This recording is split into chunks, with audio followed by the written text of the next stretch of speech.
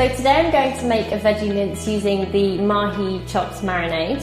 So it's a very simple dish. All I'm going to do is heat up the pan with some olive oil, chuck in some red onion and a pinch of salt and pepper, add the veggie mince, add the mixed beans and then a very generous amount of the Mahi Chops Marinade.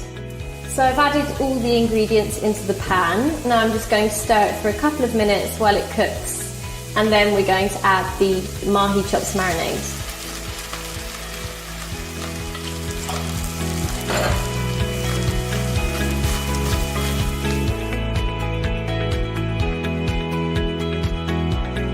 From Mahi with love.